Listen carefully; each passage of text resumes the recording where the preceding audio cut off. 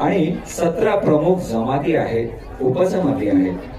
अँग्ली, आऊ, चँग, कोणॅक, लोभा, संगनम अशा एकापेक्षा एक वेगळ्या भाषा, पण अधिकृत भाषा मात्र इंग्रजी.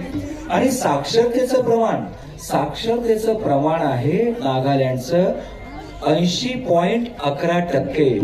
म्हणजे मला वाटतं अतिशय उच्च साक्षरता प्रमाण असलेलं हे राज्य, पण इथली संस्कृती मात्र आदिवासी.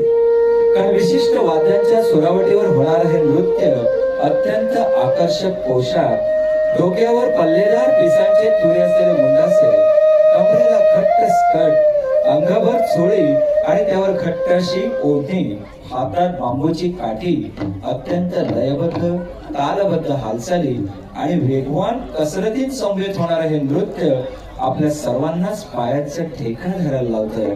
तर मनमोहक अशा ह्या नृत्याने पाहणाऱ्याच्या अंगावर रोमांच उभे राहतात. म्हणजे लोकनृत्यामध्ये सर्वांगीण शारीरिक हालचालींमुळे होणारा व्यायाम, निर्मळ आनंदाची प्राप्ती आणि नृत्याने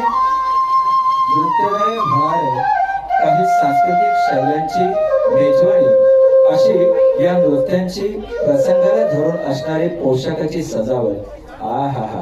नागा नृत्यामध्ये तुम्ही आता जे पोशाख पाहणार आहात आणि जो ताल आणि वेग पाहणार आहात, तर मी एवढंच म्हणेन की आप सब लोग दिल थांब के बैठिए, कारण दुसऱ्या नृत्याला आपण लगेच सुरुवात करत आहोत.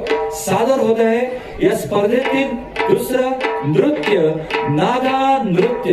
आपल्या समोर सादर होत आहे नागा नृत्य.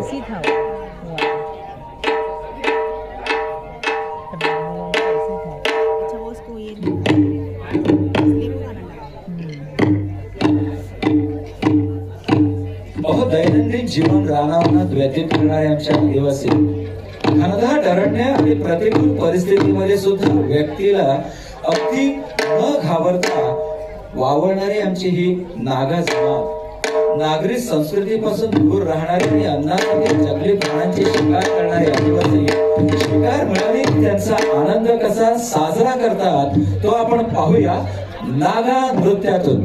चला तर मग स्पर्धेतील दुसरं नृत्य आपल्यासमोर सादर होत आहे नागा नृत्य.